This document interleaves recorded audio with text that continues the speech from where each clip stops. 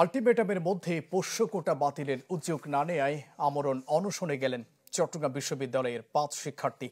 সকালে ক্যাম্পাসের প্রশাসনিক ভবনের সামনে অবস্থান নিয়ে অনশন শুরু করেন তারা। শিক্ষার্থীরা বলেন, বিশ্ববিদ্যালয় প্রশাসনকে বারবার অনুরোধ করা হলেও পোষ্য কোটা বাতিলে তারা কোনো পদক্ষেপ নেয়নি। শুধু তাই নয়, পোষ্য কোটা বাতিল ও ভর্তি ফি কমানো নিয়ে শিক্ষার্থীদের সাথে প্রশাসনের বৈঠক অনুষ্ঠিত হয়।